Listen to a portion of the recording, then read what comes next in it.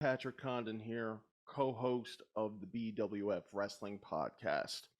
I got to jump in here right before our first episode starts because I messed up, and I messed up pretty huge. We recorded last night, and through all the ins and outs, I somehow managed to only record Mr. Aaron Bishop for the entirety of the podcast. I don't know what I did. I don't know how I'm going to fix it, but it's such a great episode that I just had to put it out. So you should still listen to the episode. Throughout it, just to break up the monotony, we'll go to a photo of me sometimes. Maybe it'll line up with me saying something, but I can't listen to an hour and a half of this just to line everything up. We'll also I'll put the little video down in the corner of the screen like we intended, and enjoy it. It'll get better from here, and I want to apologize not only to Aaron Bishop, but to the entirety of the BWF Nation.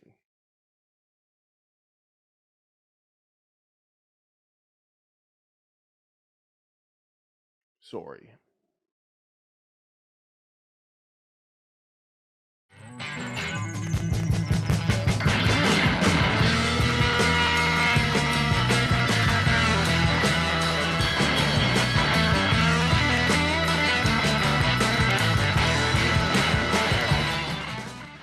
Welcome, everybody, to the very first video stream edition of the BWF podcast. If you have no idea who we are or what this is, you have just found gold. Not only do we deep dive into the biggest storylines, segments, and matches in professional wrestling history, but we also have contests, predictions, and a whole bunch of other stuff that is just it's fun shit. We have some good shit lined up for you. My name is Aaron Bishop. My friends call me the Bish. I am joined by my co-host G. Patrick Condon. Patrick, how are you this week, my friend? Great time, completely relaxed, no stress, just the way I like it, Bish. Completely chill. That's right. And thank you, yes, the BWF Nation, giving me my props. Aaron, how's your week been? Tell me about your week. What'd you get up to? Anything fun? No, just worked a lot, really. I was busy at work as always. Can't complain. Bringing in those dollar bills.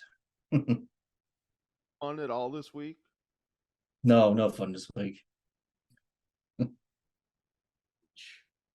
Did you have fun this week? Aaron, I had a marathon sex session with my girlfriend earlier today. Oh, whoa. That's right. Whoa. Then we went out for Indian food, and it was delicious. And then I surprised her with that. Then we came back. She made me some cookies. That's amazing. You know what? I also had Indian food tonight. Have sex? I did not have sex. So you got me there. All right. So I'm in a good mood. You were saying earlier that you liked my energy out. That's the secret. You want high energy? Boom. Boom. Just stick it right in there. That's my move. Yeah. I just stick it right in there. Right. That's right. That's amazing. That's amazing. Condon, why don't you tell the folks at home what we're doing this week? We are doing a story about two young Canadian lads, and it's not me and you, but it's fellow by the two brothers by the name of Edge and Christian. What with the big news this week being Edge, Adam Copeland returning to independent wrestling at AEW. Big change. So we're gonna jump on that bandwagon, get those clicks, get those views, and build that fan base. Smart. It was I wish I could say it was my idea. It was all you. What can I say?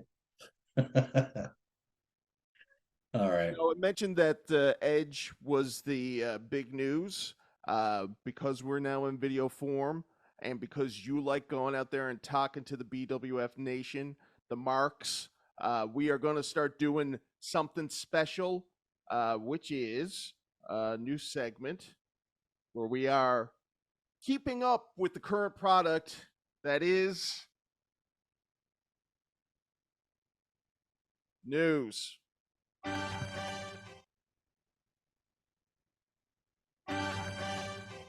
Okay, so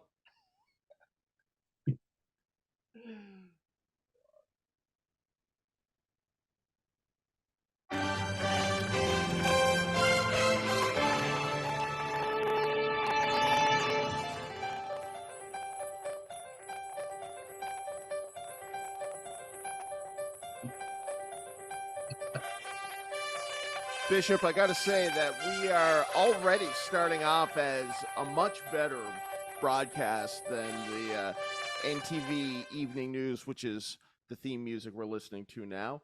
It's a rough start, but still better than NTV News. That music is awesome. It's such a good fit. Great choice. Great choice. Me too. We're in a copyright-free world now that we're live streaming. Right. Boom. All right, what do you got for us in news? Well, as you just mentioned, Edge jumping ship over to AEW. That's huge. Another big name jumping over. What do you think about that? My thoughts on it are is it's a good get. Um, I don't see him making a big ratings impact like CM Punk. Um, I don't really know that I was clamoring to see any matchups like Edge versus Kenny Omega or anything like that personally. I think Christian's probably, I mean, he's having the run of his life right now, I think. If not his best run, his second best run. Does he need Edge coming in and taking away his heat? I don't know. It kind of reminds me of when Matt Hardy was doing his broken Matt stuff, and Jeff had to become broken too, and it's just like Matt probably would have been better off without Jeff in that particular instance. So I don't know. I mean, we'll see how it goes. I can't really. I guess the other thing too is I can't really imagine Edge not being Edge, like Adam Copeland, like not produced by the WWE. What is this guy going to look like? Pretty much the same thing, I guess. I mean, they have the theme song, they had to re-record the very first part of it from You Think You Know Me to You Think You Know Him. But apart from that, the whole presentation, him coming out, going to the crowd, running around, it looks the exact same thing as Edge. Just the only difference is Adam Copeland. Did about it. I mean, I think it'd probably be.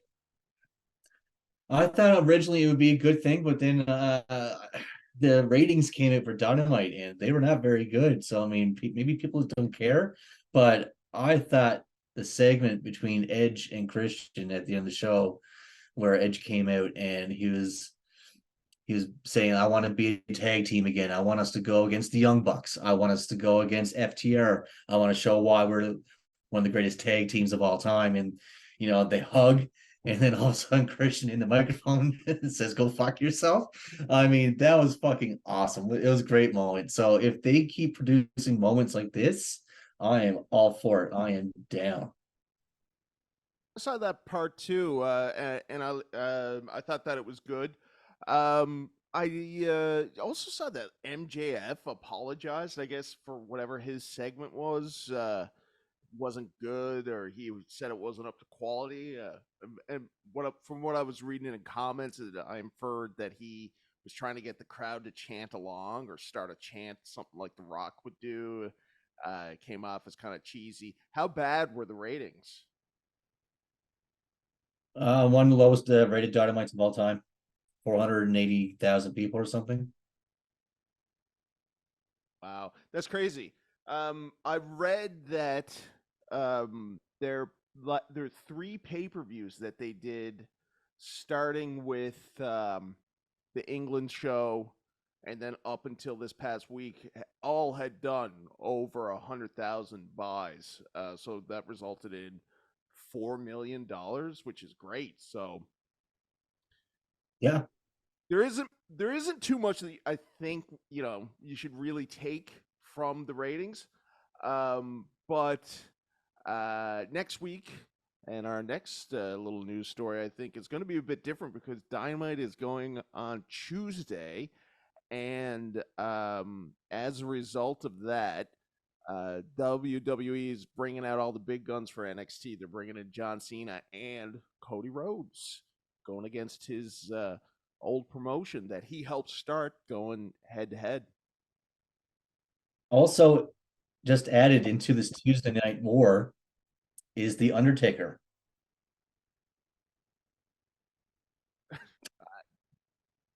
I I could give a shit, I'm completely irrelevant, you know. I mean, what is he gonna do? I don't know. They didn't need him. They don't need him. Do you think that NXT is gonna beat Dynamite next week? Yeah, I do. Yeah, handily. Handily, yeah. I'm thinking it's probably going to be 900,000 to probably 500,000. And yeah, because AEW is doing like Title Tuesday or something, and the big thing is that it's going to be Adam Copeland's first match in AEW. But apparently, people don't care about that, so probably not going to be a good draw. He's going against Luchasaurus. I mean, it was against somebody that wasn't pretending to be a dinosaur. I don't know. Maybe get a little more excitement, but it doesn't look like it's very good. I don't know, but it's all about the Christian Cage, man. Anytime I can see Christian Cage on the screen these days, as you said, he's in the best, or yeah, he's in the midst of the best run of his life. His stuff is fucking awesome. I mean, like if you haven't watched it, go on YouTube, search up Christian in AEW, and there's like an hour-long video. You can just watch his best fucking promos and zingers and making fun of people's dead dads. I mean, it is fantastic.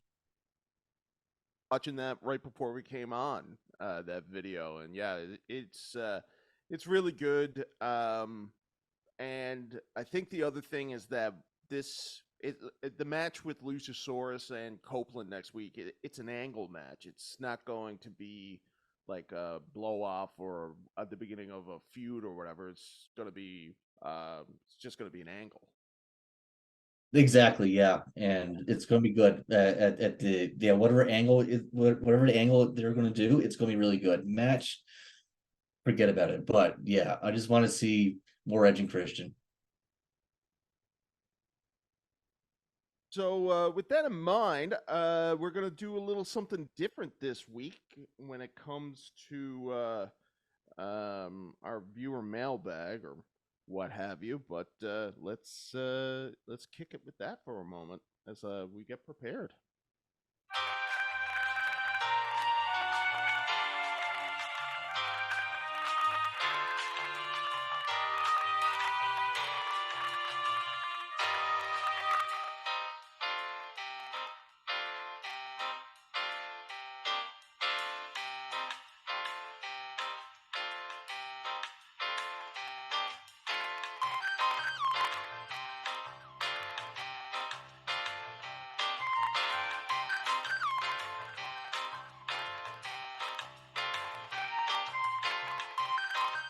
Now, Bish, typically when we do viewer mailbag, it's people writing in to the physical address, which is bwfpodcasts@gmail.com, or by going to bwfpodcast.com.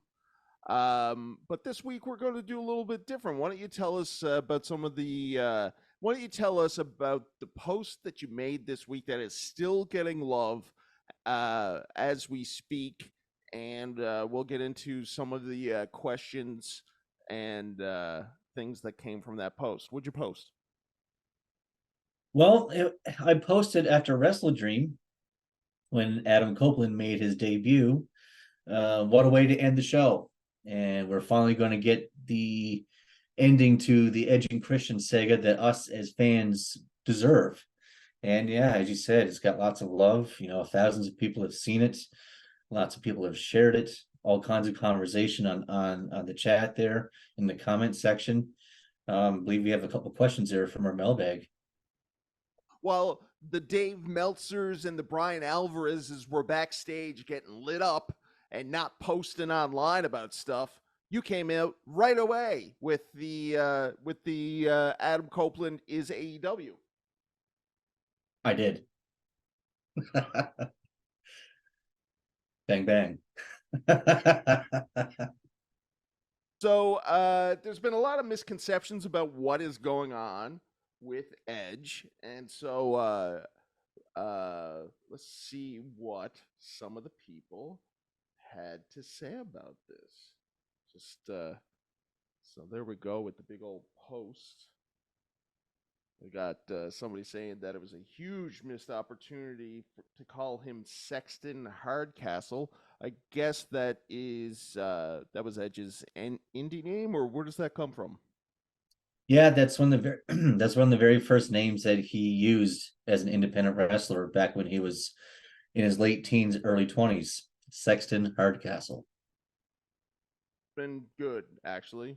I agree with Matt Baker, friend of the show, friend of the program, Matt Baker. Next, we have John Hicks saying he can only wrestle a part-time schedule. I'm not surprised he took AEW's offer. He can't use Edge. He goes by Adam Copeland. A lot to unpack there. Do you have anything to say about John's part-time schedule? Is that the truth? That is not the truth. Edge, in fact, will be wrestling a full-time schedule and will be appearing on every weekly television show moving forward. He's already wrestling on free TV next week. So, John, you just been fact checked by our own Aaron Bishop. Hashtag.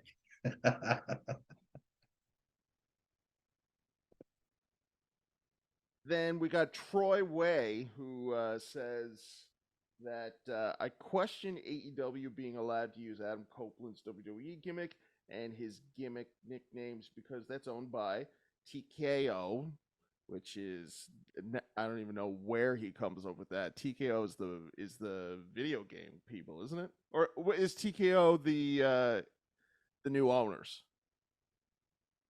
The new ownership of WWE and UFC, the parent company. So that's fine. Yeah, so what's the deal? Why is Edge allowed to use the music and yeah, primarily the music and the rated R superstar thing? Well, the WWE dropped the ball. They have not trademarked anything to do with Edge since 2020. So the theme song, good to go. The rated R superstar, he could take it. The only thing they had to do was re-record the very beginning of the theme song, the part where the lady goes, "You think you know me?" They had to record that into "You Think You Know Him." But Not bad. Yeah, because I mean that song, what's it called? The Metalingus. Metalingus, yeah. That's not even a WWE song, right? That's another band. It's by Alter Bridge. It's kind of the same deal as CM Punk's thing, where it's not WWE's thing. Exactly. Yeah, he scored. The Rated R Superstar thing was the thing that I was surprised about, that he got access to that. But good on him, I guess. Yep. I can't believe WWE dropped the ball on something like that. That is not something that they usually let slip through the cracks. So just unbelievable get for AEW. And if you're saying since 2020, like AEW's been around since 2019, so it's not like they didn't know that there would be competition at that point. I guess they just figured Edge would never leave.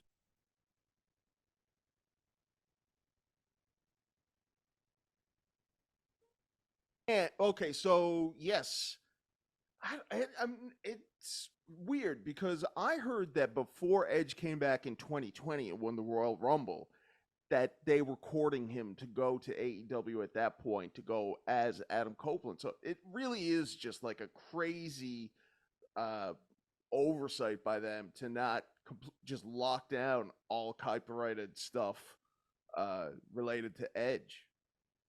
Someone's got to get fired. I mean, like I know they're busy with the merging and all that shit, and maybe it was someone who was getting let go by the WWE and all the layoffs, and they're like, "Well, fuck this shit. This is a big fuck you to them." I hope that's what it is. I hope it was someone who got laid off, and this is their big fuck you to WWE. That's the end of the Edge stuff, and now we also got some personal inbox messages. We had one fellow by the name of Daniel Morrissey who wrote us about let's see here, if you met any WWE superstars or divas, and of course we're both going back and forth here. He doesn't know who's talking to who, but so I start off with the hell yeah we do. That's the beauty of doing a podcast. Lied, lied to him. And then you come in with the I've been fortunate enough to meet blah blah blah blah blah, which we've all seen the photos that are on our Facebook group of all the wrestlers. And then you hit them with your crazy experience was sitting in a hot tub with Tessa Blanchard, and he did not believe it. He said, "Yeah, you in a hot tub with her. Yeah, right. You wish. I don't believe it. Sure, okay. Whatever floats your boat. In your dreams, it happened." Two different laughing emoticons. It's crazy. Um, and then I say, "We'll prove it in the next episode." So, Bish, is there any way that you could prove that this happened? He's on the flag over here with my autographs, but that's it. There's no actual other. I can't. There's no actual like picture proof of me and her in the hot tub together. But the autographs on the flag. I mean, what more do you want? I don't think Daniel's going to allow that to pass. That's not going to be good enough for him. Uh, Oh, I believe you. I've believed you up to this point, but he does bring up. He has made me question a little bit about you. Because I mean, yeah, right. I like. How is it that Tessa Blanchard, and she's hot, right? yeah. How does she end up in a hot tub with you? I mean, you're a wrestling fan. That seems dangerous for her. Well, me and my friend John King, we were attending WrestleCon for WrestleMania 31 weekend. We're staying at the hotel where all the wrestlers were staying at. There's a hotel, or sorry, a hot tub in front, down in the little garden area. Me and John were just down there having beers one night after speaking to the Honky Tonk Man not too long ago, not too long before that. And I see it was me and John, and all of a sudden it was Tessa Blanchard and what I assume was another indie wrestler, or maybe her boyfriend. I don't know, but they got into the hot tub, and Tessa, she just started talking to us like, "You wrestling fans?" We're like, "Yep."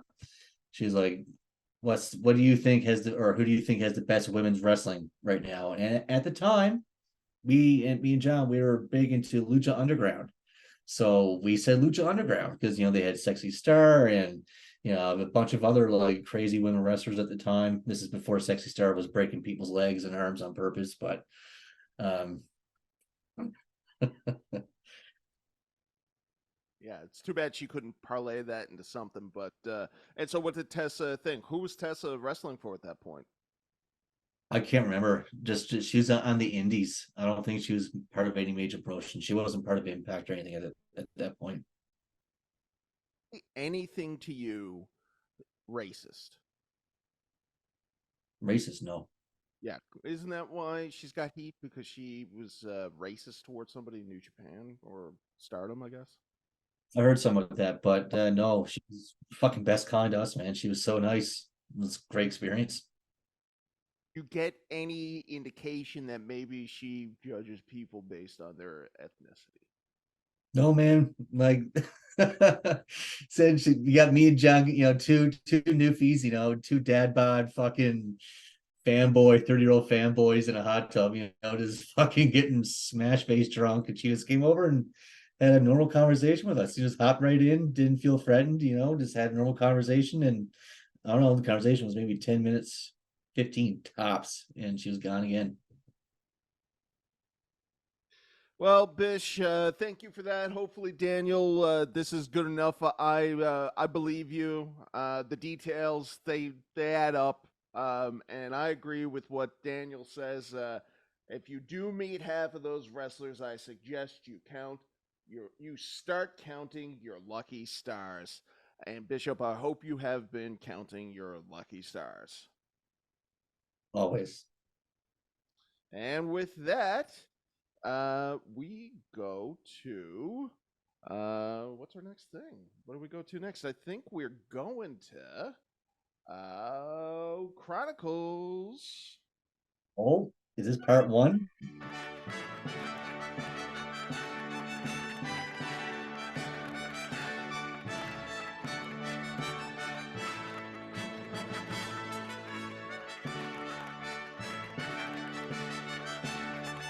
And a new thing now this week where we are breaking up the Chronicles into two pieces. We're going to tell the story of Edge and Christian. Aaron, where does our chronicle begin? Well, I guess we should start at the beginning. Edge and Christian, they were actually best friends growing up. They went to WrestleMania 6 together to see Ultimate Warrior versus Hulk Hogan. They've literally been best friends since they were 6 years old. They went to wrestling school together in Toronto. They got trained, and they didn't spend a whole lot of time on the indies. They were quickly signed, scouted and signed by the WWE. And by 1998, Christian and Edge, they made their debut as part of the Brood along with Gangrel. I don't know if you have a clip of the Brood's entrance there or anything. Their entrance, so says I, is probably top 10 entrances of all time. Bish, what do you think? I agree.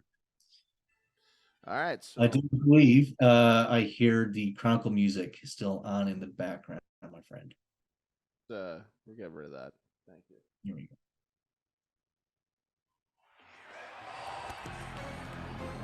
Now, I think I gotta play this back at a slower speed so that it doesn't get caught. Copyright. Yes.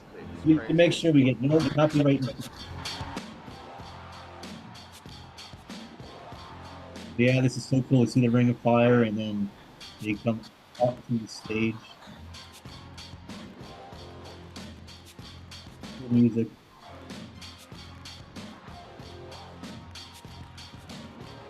I'll tell you something else. This Brood, tremendous competitors, and I think it's a great thing for them that they've left the ministry, that they have split apart on their own so they can grow and mature.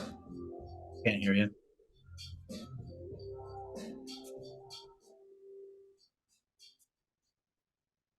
Do this past year.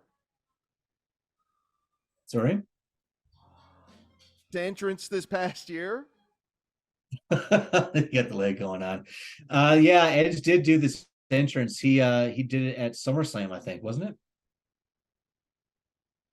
Yeah, maybe you're right. Just what's funny about the whole Brood thing was that it was so cool, and then they gave the mic to Gangrel. Do you remember that? They gave the mic to Gangrel? No, not really. I just remember Gangrel drinking the blood, and that's pretty much it.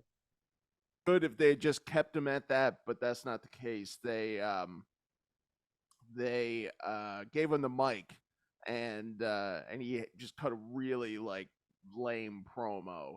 And I think that shortly after that, the Brood was split up, and which takes us to kind of the defining moment, I guess, or what would be the catalyst, let's say, the catalyst to the next era of ENC, which was a ladder match against the Hardy Boys, and the winner was going to take the services of Miss Terry Runnels, I believe.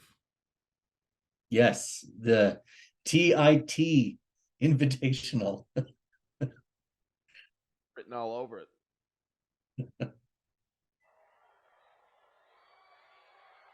This is the match that really put these guys on the map.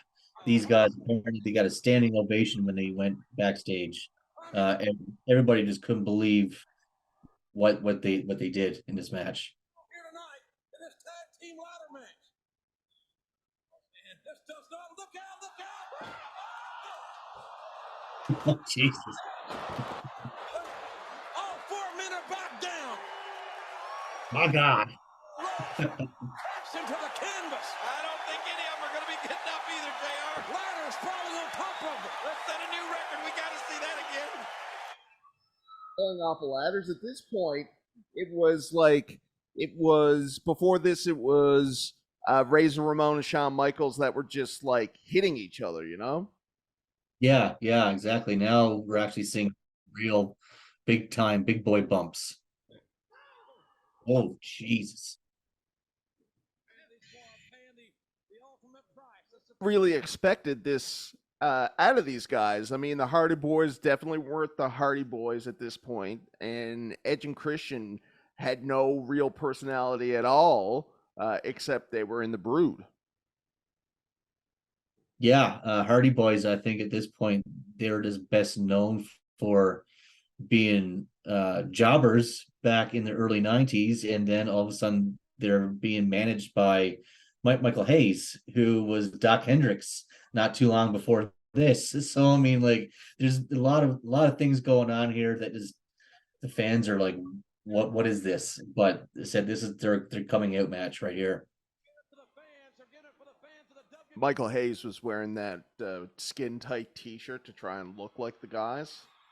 Yeah.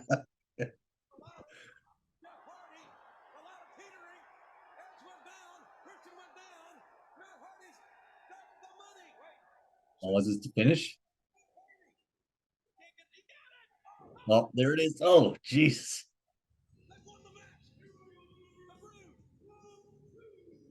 You won the tit.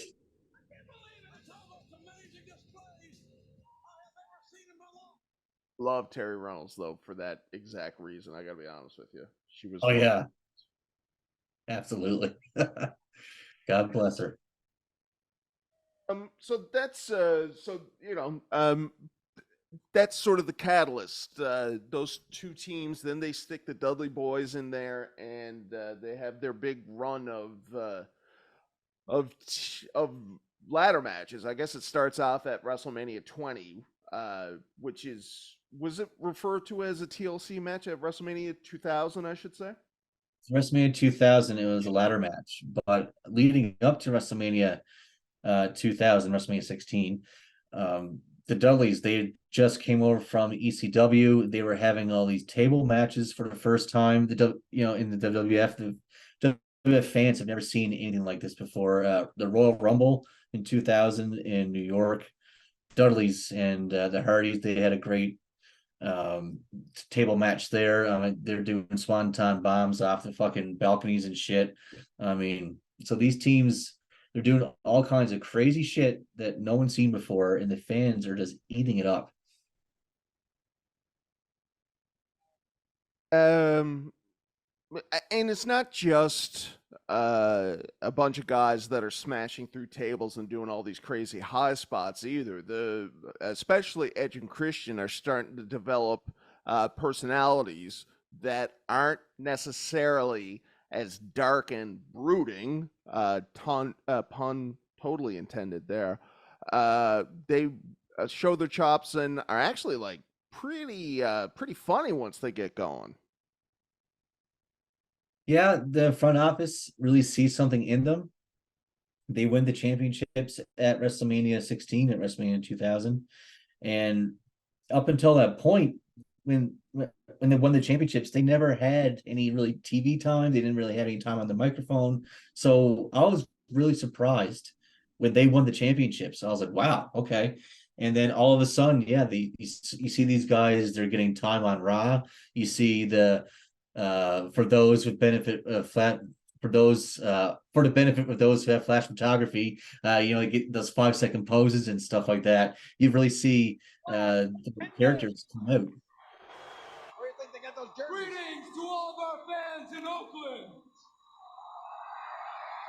But they got those jerseys from a couple of Raiders that are in the can. As you all know, it's playoff time. And just like Edge and Christian, the 5-time tag team champions, are the bad boys of the World Wrestling Federation. Of this tag team run, like until they get over as of the NFL. What do you say? And this Sunday, over at the Coliseum.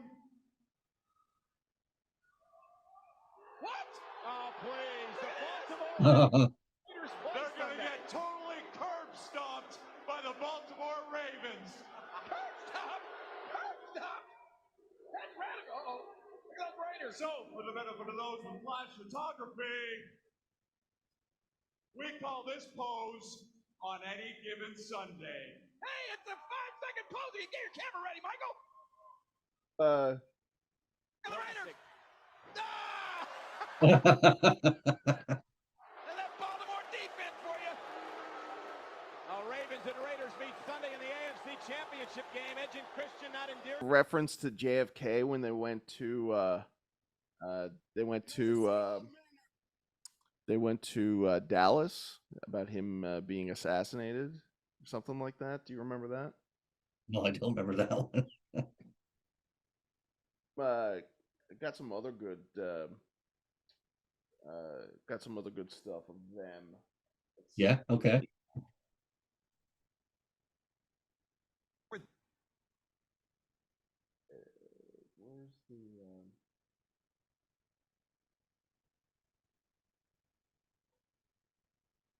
just talk amongst yourselves for a second there, Bish. Oh my. Technical difficulty music is what we need here. Here we go. Yes, one of those. Perfect. Oh, that's amazing.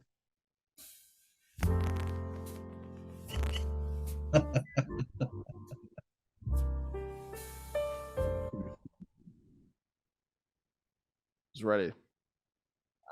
Ready. Okay. So News and streamers. Oh, streamers rule. Yeah. Long live the stream. Yeah, and long live the zoo. Hey, listen to this. I'm gonna play our music. You think you know me. You think you know me. All right. Get out. I can play your music too. It's my time. It's my time. Get out.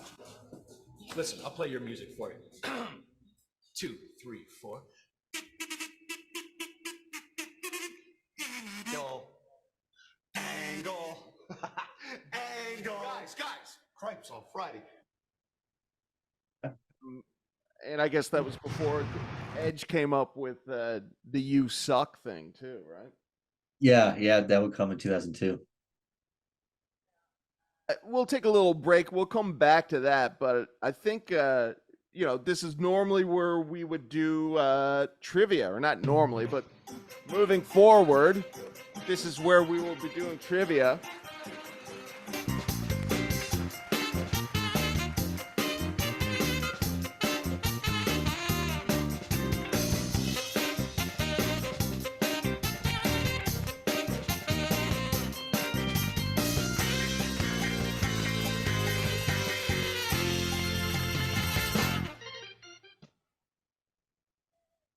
for now, for this week, we're going to start doing something that we should have been doing a long time ago, Bish, and it is predictions for Fastlane, which is happening this Sunday. Are you going to be watching? The Fastlane?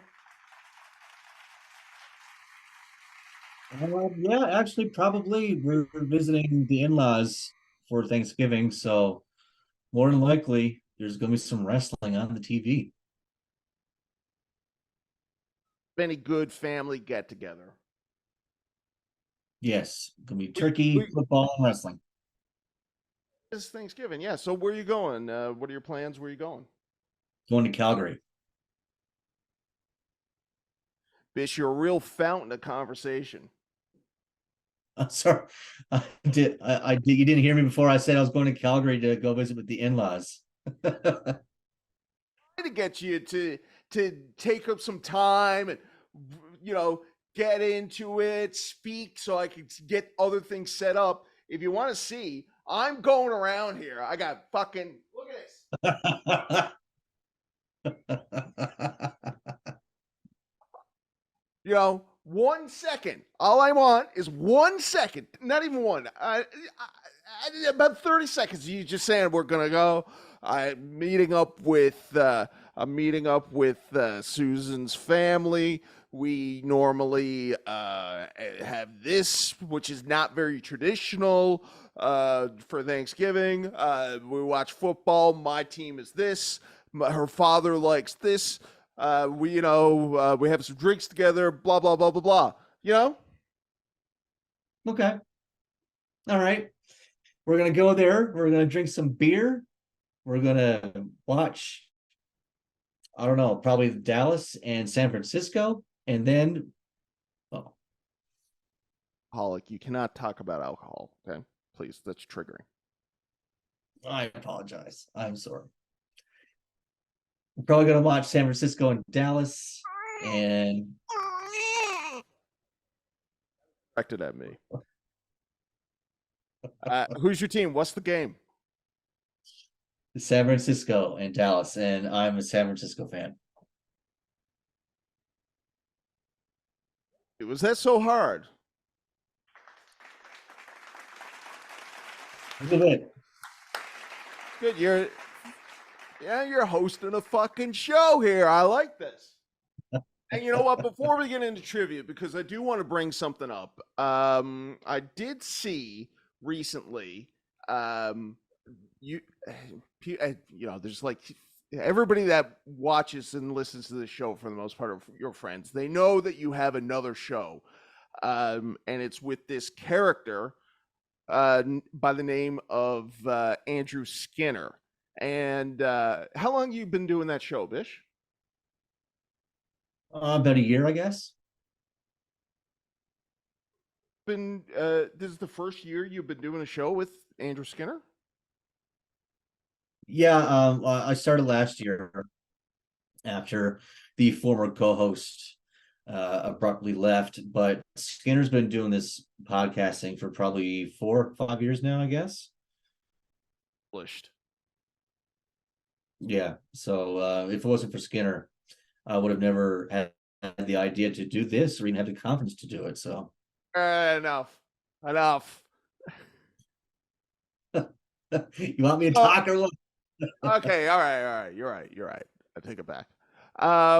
So my point is, he's been doing this for years. All of a sudden now, we come in, we have the graphics, we have the camera angles, and we do our videos, which are a huge hit. You remember those videos that we like to do? One you didn't share because it wasn't good for your family or whatever that you're going to go see. It would have made for an uncomfortable Thanksgiving dinner, I guess. But we've been doing videos. We were pioneers in the Bishop universe when it came to podcast promotion. Would you agree? 100%. Now that the camera was on me as I was doing that rant, it was on you. It's hard. And so you can imagine my surprise when I go on Facebook and I see that not only is Skinner starting to do videos to promote his podcast with you, but he is doing wrestling gimmicks. Can you explain where this came from and why it happened? Are we actually going to watch the video? I want you to set it up. So what happened was I'm a commissioner in fantasy baseball, and Skinner is also a commissioner. We run many leagues, but this year Skinner actually won my league and he won his league. So he thought it would be a great idea to dress up like Ric Flair and reenact the infamous Royal Rumble 1992 interview / promo with Mean Gene Okerlund, myself playing the part of Mean Gene. And you know what? I will give him props. He did a really good job. I guess you didn't like it too much, did you?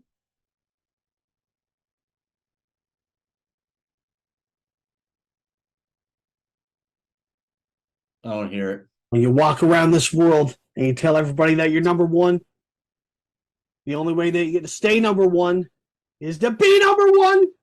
And this is the only fantasy baseball title in the world that makes you number one. When you're the king of seventh inning stretch, you rule the world. Think about it like that. Woo! I did it. Skinner, you have made, put that cigarette out. You have made fantasy baseball history here this season. Sick. All right. Not only do you have your belt, it's the exact same setup. Not only that, but you're condoning it, you're encouraging it. Like wrestling, I thought was our thing. You know, should we start doing baseball news and stuff? Do you want to talk about the Jays or like what's the deal, Bish? What side are you on? I do not want to talk with the Jays. Don't even get me fucking started on the goddamn Blue Jays. I'm not going to go there. There's a time and a place for that. Did Skinner, was there no baseball speech that Skinner could have pulled out of his ass to emulate? I don't know, maybe the Lou Gehrig? Is there, you know, like today I'm the luckiest guy in the whole world? It's right there. I don't know. What do you want me to say, man? He loves his Ric Flair. Loves his Ric Flair. I'm saying that he is taking our points, what's good about us, what's different about us, and he is stealing it, and you're there playing along like some jobber who doesn't know what side is what side. Bishop, are you spreading yourself too thin now, man? Are you in too many podcasts? I'm in the perfect amount of podcasts, I do think. But I am on the BWF side in all things. When it comes down to it, hey, I'm BWF for life. But all right, I appreciate that. And I'm looking at you and you're wearing your shirt, and I respect that. How long until Skinner comes out with a shirt? That's my question. What do we do then? Oh man. And isn't Skinner one of the guys that did the follow us on everything, and now you got to send him a BWF shirt? I do. When I finally get some fucking money, I think go order some t-shirts. I'll send him one. I mean, you got to go out to Calgary. You got to be with the in-laws, and this guy wants you to go and buy him a t-shirt for like, I mean, if I were you and you're your own man, I'm not going to tell you what to do, obviously, but if I were you, I would say, Skinner, why don't you F off, right? And I'm not getting a t-shirt. We announced it on air. Whoever followed all of our social media shit will get a t-shirt. It's not his fault. You got to start saying to your friends, to your people, you know, like, I mean, when McDonald's does the monopoly stuff, they're like, if you're an employee or a relative or whatever, you aren't allowed to partake in this. And it should be like that too. Like, I mean, you know, what's Andrew Skinner? Andrew Skinner could buy his own T-shirt, can he? I guess. I mean, I don't know. Look, and he's a nice guy, all right? I don't want to say that he's not a nice guy. Look at him. Like, I mean, he's smiling here. Oh my God, you cheersed him. You cheersed him, Bishop. Oh my God. I do respect that he went out and he got the wig. The belt is all right. He's got a Patrick Waugh jersey back there. That's you know, anyways, but in a lot of ways too, it's kind of, again, like, just sort of taken away from us. I So just you're hope saying that it doesn't have to go. if he does anything wrestling related from now on, we should get our flowers in the meantime. Is that what you're saying? Like he should like be broadcasting BWF, this, that, and the other thing? Did he even give us props? Not on that video. Yeah, that son of a bitch. I knew that he did. He does mention our podcast every single week.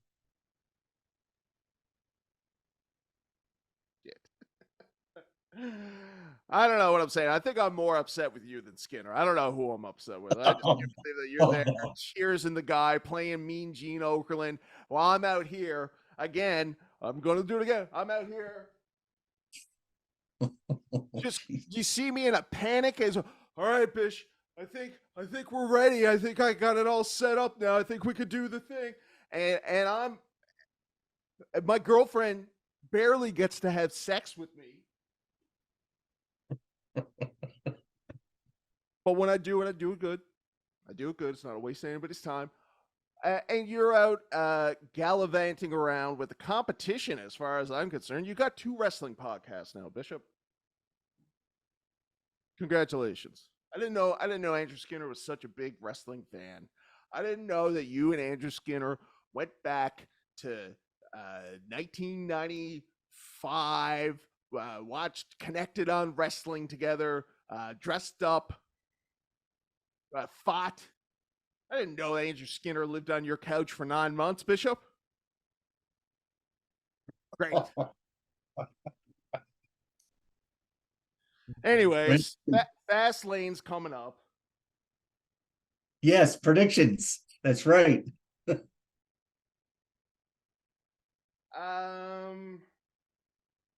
First match, we got the LWO against Bobby Lashley and Street Profits. Street Profits. So they're a thing now. And I got to say, one of the main reasons that I'm down with doing this predictions thing is that I don't follow the product at all.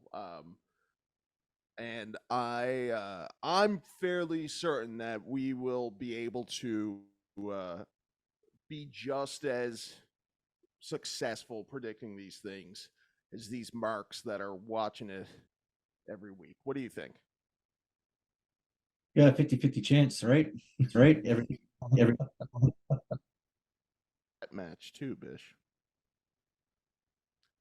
Your odds drastically go down. My odds go down. For what? For what? It was a fucking Scott Steiner reference. Oh, dirt. Back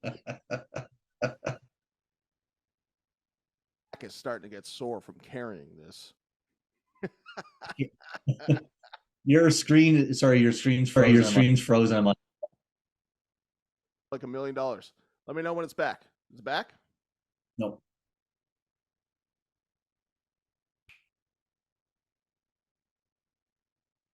No. Still not? No. I don't know. Uh-oh. I can hear and see you. Can you hear and see me? Can you hear me? I can hear you, yeah.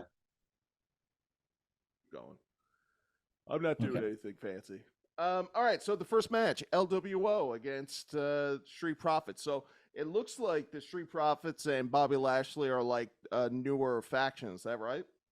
Yeah, yeah. Bobby Lashley, he sees something in the Street Profits that he can help elevate his game, and he wants to elevate them to the next level. They want to dominate the WWE and eventually go against the Bloodline. I watched the Bump one episode, and they were all on it. They did this crazy interview with all three of them, so I thought it was pretty good. But anyway, I think that the Bobby Lashley and Street Profit team go over the LWO. So Bish is locked in. I am inclined to agree with you.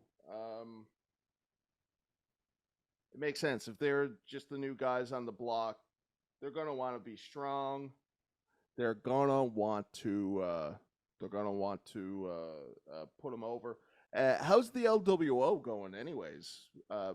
Ray's in it. That's the only thing that made me pause. But I mean, Ray jobs all the time. How's the LWO? Are they their face faction as well? Their face faction, Rey Mysterio is the current U.S. champion. They got a little bit of momentum. They, I think they were in a tag match with Ray and against the Street Profits, and they beat the Street Profits, and Bobby Lashley was pissed off. And the Street Profits are like, okay, now we got to start doing whatever it takes to win. So I think you're going to see a different side to the Street Profits. It's going to be more of a beatdown than anything else. Down. Next up, we have the triple threat match, which is Io Shirai, Asuka, and Charlotte Flair. Mr. Aaron Bishop, who do you got in this one? Is it a championship match? Who is the champion? Io is a champion, right. Yeah, she's probably going to retain. I can't see them taking the belt off her already. Aaron's lovely face. Io. Are you able to see this yet? No. No, you can't. no. No. I am so Io. Man, it's gonna be a good match. I love Asuka. I love Io. But yeah, it'll be a good match. Do you bet against Charlotte Flair though? I don't think so. I think I'm going Charlotte on this. Okay. Now we should also say that we have a new thing going on. Traditionally, Aaron would be drinking for whatever reason.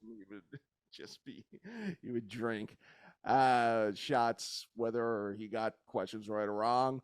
We've decided to move away from that. We're going to be doing a thing where the person who gets the predictions wrong, more predictions wrong, will have to eat a bowl of vanilla ice cream mixed with one of their most disgusted food items. So for me, that's canned mushrooms, and for Bishop, that is dill pickle. Pickles, yeah. Fuck. Although canned mushrooms, honestly, would probably be just as bad for me. So I get it. It kind of sounds bad to me too. I mean, it's both bad, isn't it? It's both bad, yeah. All right, so we'll stick that there. So Bishop has Io retaining, and I got Charlotte Flair coming in as the new champ. Next up, we have LA Knight, CM Punk, John Cena, Solo Sequoia, and Jimmy Uso, I believe that is, right? Who do you got in this one? I think LA Knight pins Uso.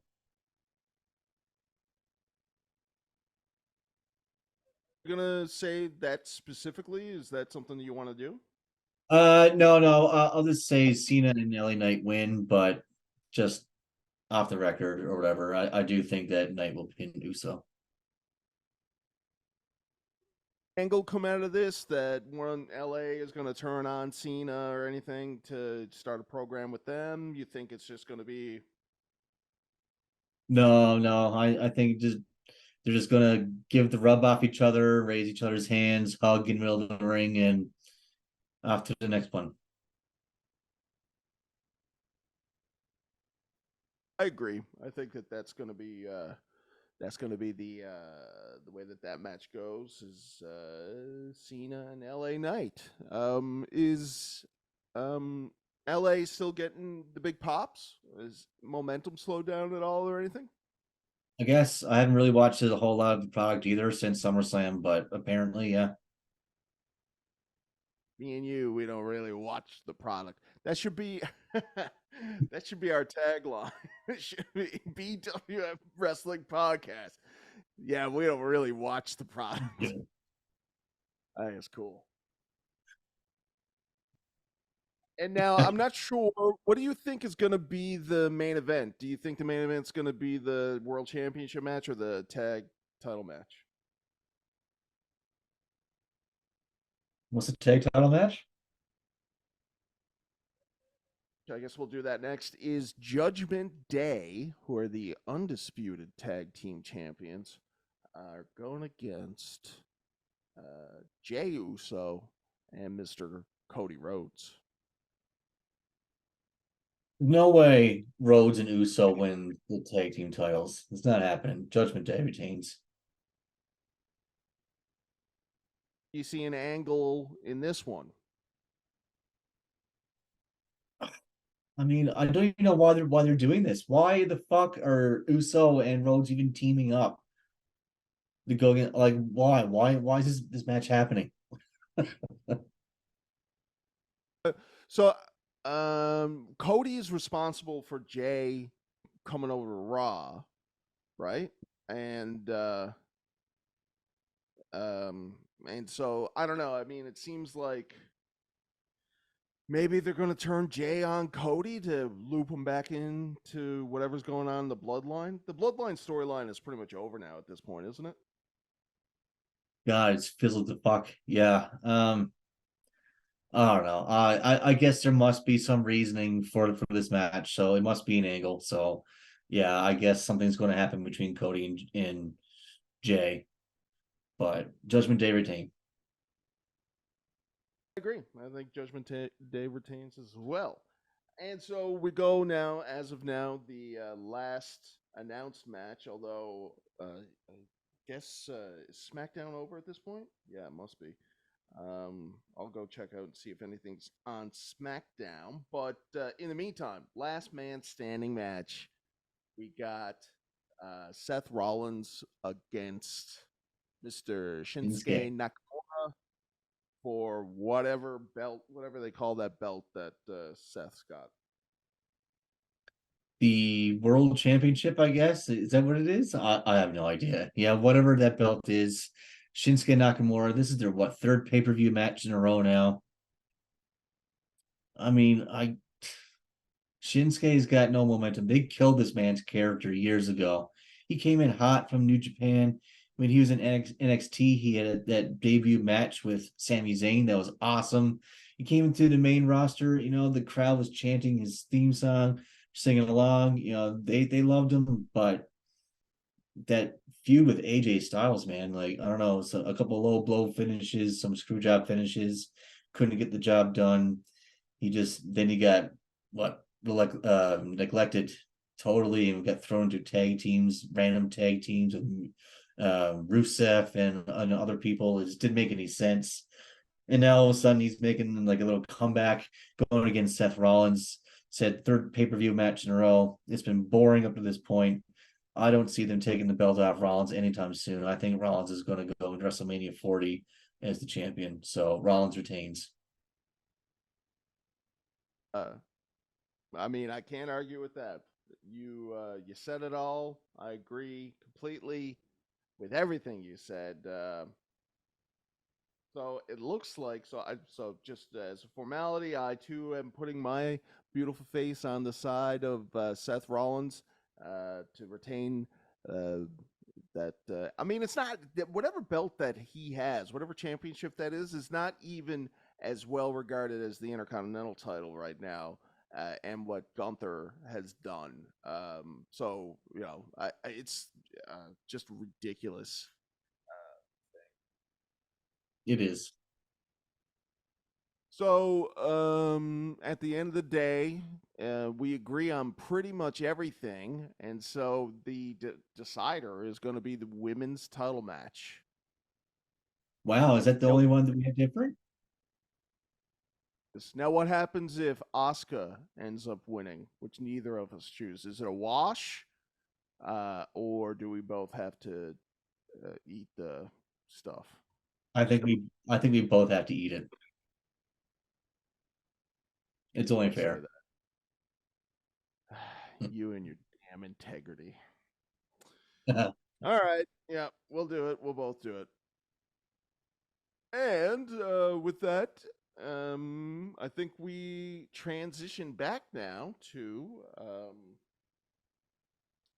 finish off our little story about Edge and Christian. Hey, Bish, what do you think? What do you think about the flow of this? Let's do it. Let's do it. All right.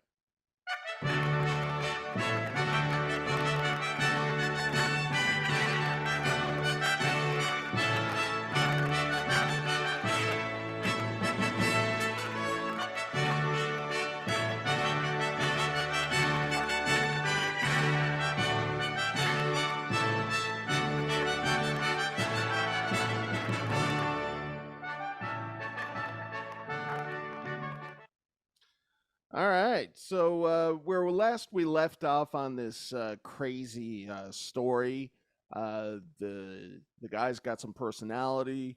They are masters of the TLC match. They win their first tag titles at Mania 2000. Is that what you said? Yep. And then they have the TLC 2 match, which is at SummerSlam that year with the same teams, correct? Well, the latter match was at WrestleMania, and then the TLC 1 was at SummerSlam. TLC 2 was WrestleMania 17. So they're going into WrestleMania 17 with the Edge and Christian won the 2 previous matches between these 3 teams. Is that right? Yeah, they did. They won the WrestleMania and they won the SummerSlam. WrestleMania 17, widely regarded as the best WrestleMania of all time. What say you, Aaron? It's definitely one of my favorites. I mean, Austin Rock, that match, that main event where Austin turned heel, that was awesome. Said you got this TLC match, that was great. You got other stuff like Benoit and Angle. You got Jericho and Regal. I mean, the gimmick battle royal. I mean, like, you had all kinds of stuff on this WrestleMania. It was great. Okay, so let's take a little highlight. It is a stacked show. Hardly a weak match, but more than that, it was a well-produced show that had stuff going on continuously. Right, the hardcore match was spliced in between, I believe, which was entertaining. And then they had the McMahon stuff. Vince and Shane, and that came into play again at the end of the night. It was a well-produced show. But yeah, arguably, we're just going to take a look here at the so close, yet so far away from the tag team titles. Jeff Hardy relentless in his quest to retrieve those tag team title belts. And Jeff now losing his balance, hanging from the top, trying to get back under that ladder. Jeff moving the ladder underneath him. From Bubba Ray Dudley. Oh, look at Edge. Oh, my God. Edge for the 20-foot ladder with a spear on Jeff Hardy. For the love of God, Jeff Hardy may be broken. Smack dab in here. So Edge concusses himself, I think, on that too, right? Is he really? Yeah, I think I read that when they do the Impact, it was Edge that took most of it, and he rung his bell. Those matches. It's so crazy that when you think about those TLC matches, you're thinking about. I think in order, you think about the Hardys, then you think about Edge and Christian, and the Dudleys do the thing, but they don't really do any high flying stuff. But now, Mania 17 was 22, 23 years ago, and the four guys are still wrestling in the same company all these years in retirements and whatever later. It's crazy, isn't it? It's crazy, yeah. So after they do the WrestleMania 17 match, it's the third match with these three guys. Technically two TLCs, but I think most people regard it as three. Either way, these guys have been in a tag team now. They've been fighting these guys for a while. Everybody knows that every tag team has to have a Marty Jannetty, and every tag team has to have a Shawn Michaels. And in terms of Edge and Christian, who was it that the big boss Vinnie Mac saw as the future star? Vince Edge as the future star, future main event of WrestleMania. You see dollar signs. Edge was a heartthrob with the ladies. He could go in the ring. He had the total package. So they decided to see what happens when they give him a singles push. Edge would go on, and Christian, they have both gone to compete in the 2001 King of the Ring tournament. And what we're going to see by the end of this night is Edge crowned the new King of the Ring. This will be the third time in WWF history they would try to push a tag team superstar with the King of the Ring moniker. Do you know who the other two are? Say Billy Gunn. Yeah. And oh man, so Mabel? Yeah. I forget Men on a Mission, but yeah, you're right. Good little piece of trivia. You should have saved that one for next week. But yeah, so Edge goes on and win it. I just wanted to say before I forget that, Vince hates the way that Christian looks, and I never found Christian to look like that bad of a guy. I didn't. I mean, as far as I could tell, him and Edge were equally good-looking guys, I thought. But Vince thought that Jay Rizzo looked like a rat, and at one point pitched to Jay to wrestle with and have a blue dot superimposed over his face. Did you hear about that? I did hear about that. Yeah, Vince literally wanted Christian to come out and to walk to the ring and wrestle. And while he's doing that, as you said, have a blue dot put over his face for the TV screen so the viewers at home could not see his face. I mean, isn't that ridiculous? Like, what the fuck? And he's not like a shockingly bad looking guy or anything. No. Just didn't float Vince's boat. And he was maybe a little bit thinner, a little bit more slim than Edge, but he's not like Adam Cole tiny. He has definition. He looks great now, actually. He does. So the next night on Raw, they so now Edge, so they're obviously going behind Edge. The next night on Raw, they have the coronation, and we begin to see the seeds of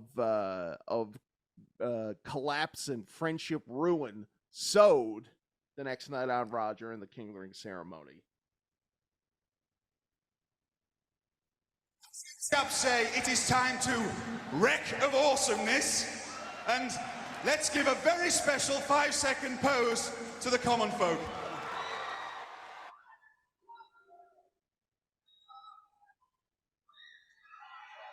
What's Jerry doing there? He's posing. It's Edge's moment.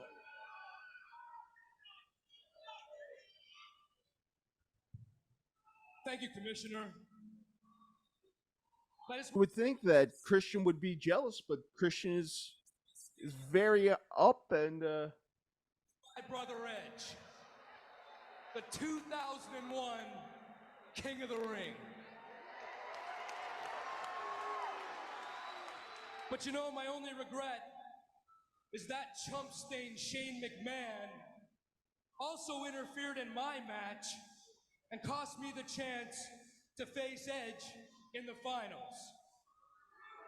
Despite the fact that I overcame huge odds by beating both Kane and the Big Show, who combined weigh more than 1,000 pounds.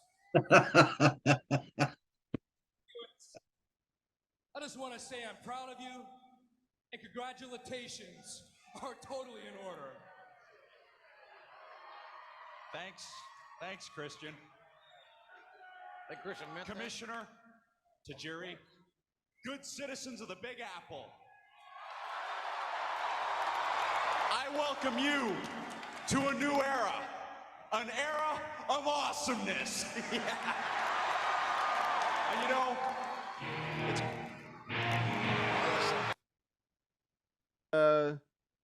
I thought that this was when he says that he's not going to. It is. Billy Gunn comes out, who was the last year's King of the Ring. Somehow I don't think so. Bitter Billy.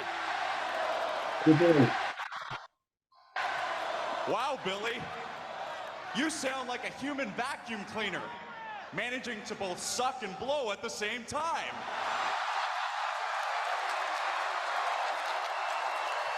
And Billy, since you're not really doing anything lately, I was wondering if you could do me a favor. If in 2 years' time at the King of the Ring, I'm not defending a title or even in a match, and my very special assignment is to go to WWF New York and eat a meatball sandwich, then please, just shoot me in the head. 1999 is so 2 years ago, and it's not my fault if you've done a big pile of nothing since then. Wow. That doesn't give you the right to come out and rain on my parade. Bit of a digression. I thought that was the promo where he goes, I'm not going to Billy Gunn this. Do you remember him doing that? Oh, yeah. Yeah, I remember that. That's a good burn. I vow to you that I will not Billy Gunn this King of the Ring title. There you go. That's good. So you can see there that the fans, they love Edge. Now, were you an Edge guy or were you a Christian guy? Honestly, I was always a Christian guy, man. Too. I especially when they split up. Edge is like such a clean-cut babyface. It took Edge cheating with Lita for me to really get on board with Edge. But then you're such a big Matt Hardy guy that probably you were not a fan of that. I was a huge Hardy mark, man. Yeah, I was in like real life legit pissed off that Edge would do something like that to Matt Hardy, as in Edge and Lita. You know, Lita and Matt Hardy in real life were an item. Edge and Lita had an affair kind of thing. And yeah, I was pissed at Edge for a while. But I mean, I guess it was probably around the live sex celebration when with Edge and Lita on TV. That's probably when I started getting more into Edge and realizing how cool the guy actually was. I realized how good Edge was in that promo that he had with Matt Hardy, where it was the week after Matt came back and Matt did his promo, which was not that great. And Edge cut sort of a double entendre promo in the back where he was, staying within storyline, but also saying that he's way better than Matt at being a pro wrestler. Do you remember that promo where he's pointing at his eyes and he's like talking about the emotion he could do, and he's going like, because Matt really, really fucking. I feel bad for him because it was the opportunity of Matt's life, and he came out and he said, "I want him to die in a car accident or something like that." And and then Edge said, "I don't want you to get into a car accident. I want you to stay safe, nice and safe, because I want to get you at SummerSlam." It's good. And it's probably Yeah, hard that for was him. a really good build. That was a really good build and a really good match. Way in the future. As you could see in the in our bottom corner there, even though Edge won the King of the Ring, Christian was getting real handsy with that title, with that trophy. And that's what would be going on for the next couple of weeks. Is although Christian was acting like everything was cool about Edge now having this King of the Ring title, Christian was coveting the trophy. Jealousy was setting in, was it not, Aaron Bishop? It was, and I do believe we are going to see the turning point soon of Edge and Christian. Are we not? Christian mind his own business. In Toronto in 2001. Right, Toronto. This is his business. I mean, it's been a tough night for Christian, a tough night for Edge. They're still Plugging in the ring, hey? That's all they do. Edge right here in his hometown. Of course, Edge winning the King of the Ring back in June.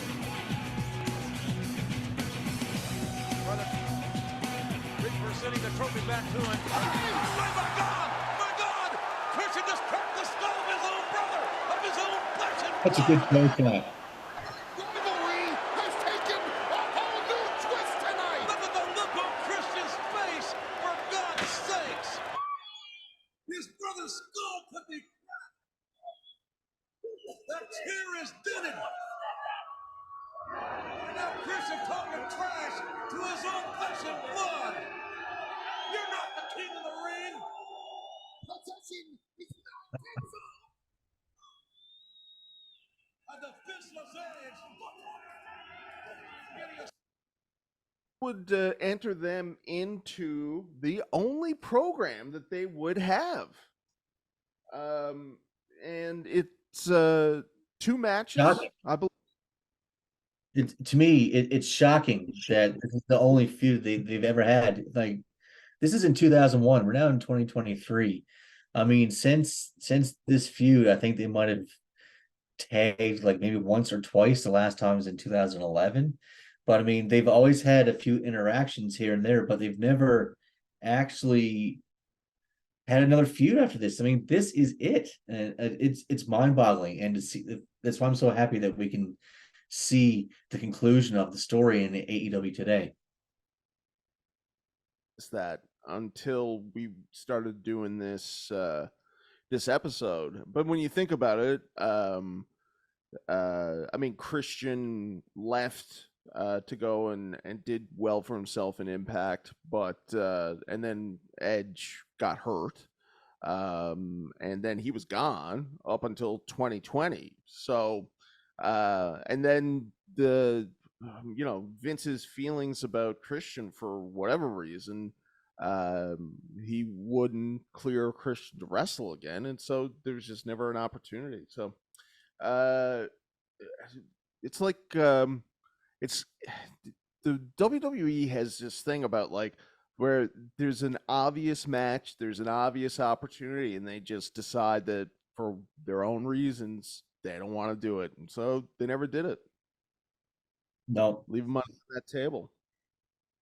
and I mean, like, they could have done so much with it. I mean, like, this feud is really, really good, and it kind of ends almost as fast as it began. I don't know, wasted opportunity.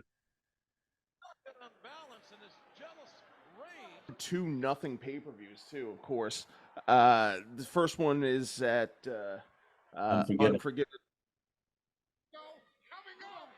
But Christian's going to get on the takedown by Edge. I tell you what, they're just going to prolong this match because You got to believe the referee would certainly disqualify Christian if he had connected with that one-man concerto. Now, wait a minute. Wait a minute. You don't think that's what, but do this to his own brother. Edge cannot lose the championship on a disqualification. So, yes, he must. Pants. What's the design? I never liked it. I know, right? I know. It's terrible. That's your mother's son.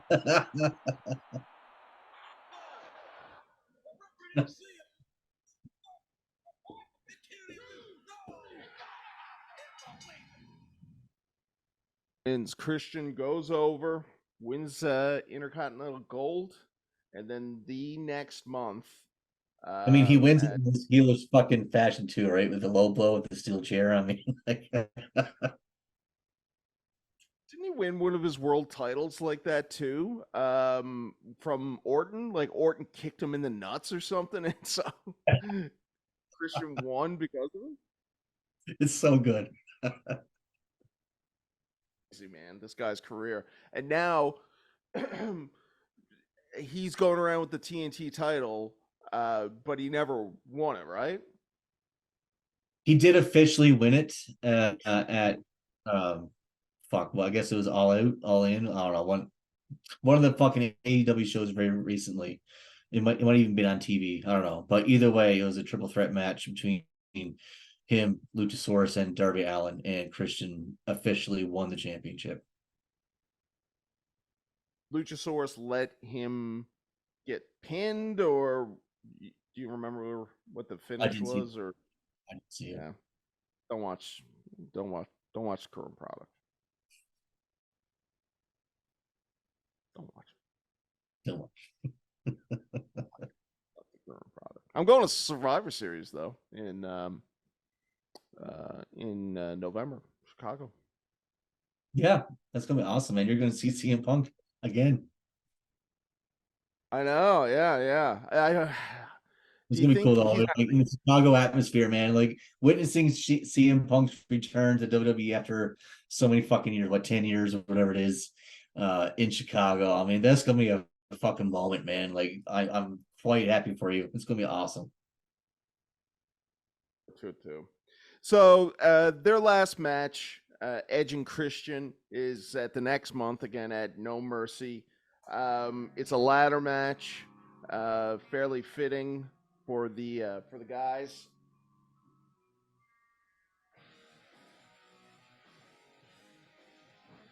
And this music is probably going to get us. Turn off that music because. Yeah. But anyways, I don't know. Did you watch any of the matches leading up to this week's episode? I didn't. Leading up to this week's episode? Of what? These matches? Edge and Christian. Actually, I did go back today. I was watching. Yeah, I watched the Unforgiven, and I watched the ending to the ladder match.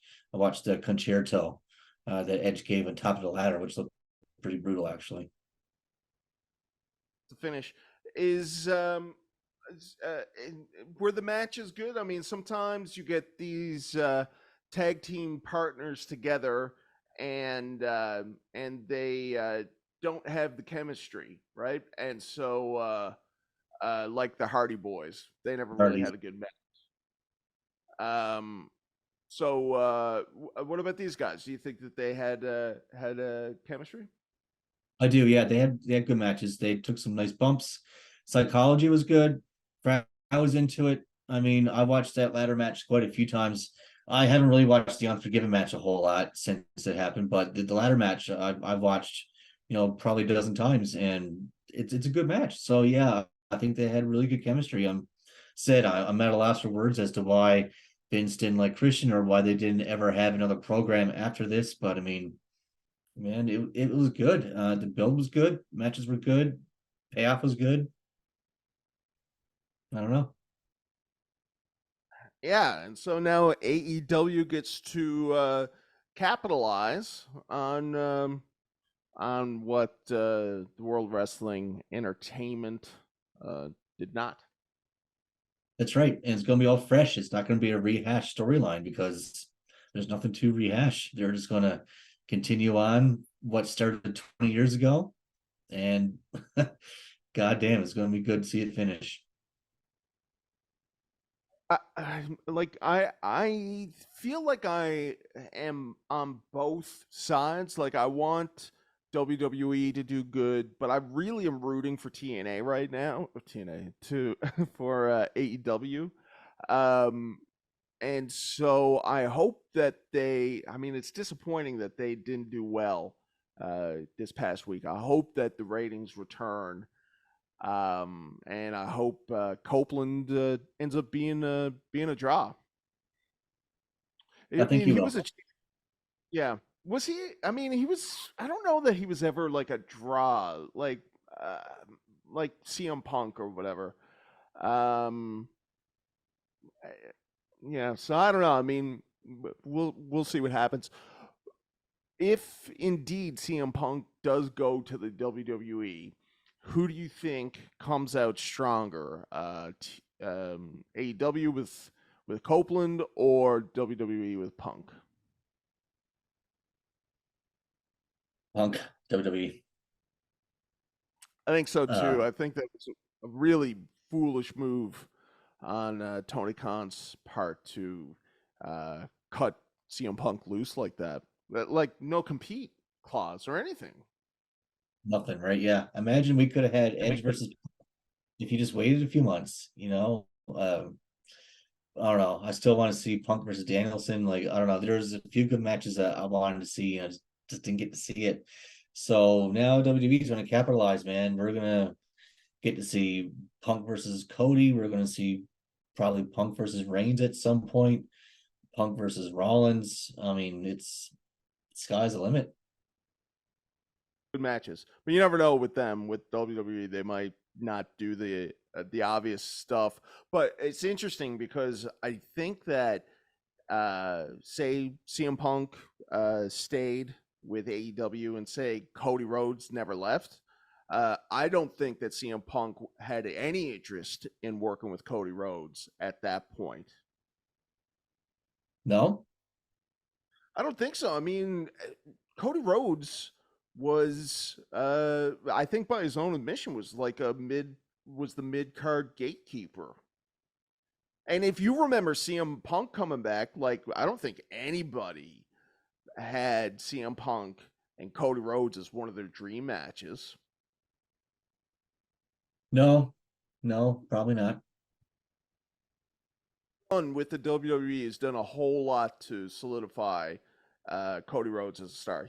He was not that big a year and a half ago, like when his No. contract came.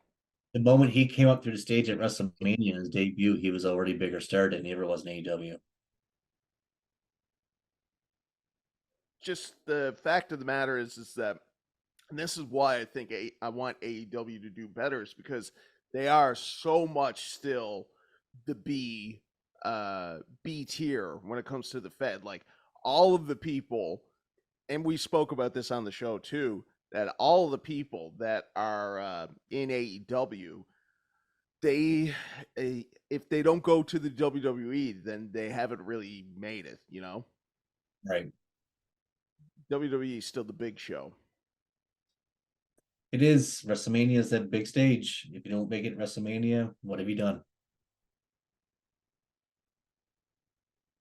All right, well, Aaron, you know what? I gotta say, technically the third time that we've done this.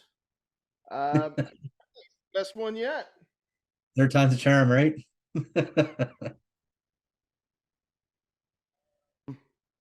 Yeah, I think this is a good episode. I love Edge and Christian. I know a lot of people out there do too.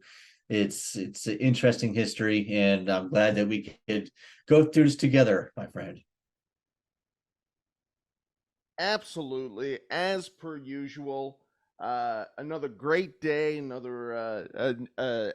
the wrestling federations do new things. This is a new era for the BWF as well, and sky's the limit for us too. That's right. Sky's the limit. bear with us, as we get our legs under us. It's going to take another couple of weeks, before we figure out, everything. And but it's going to be a fun ride. Here's the music. Shut the fuck up.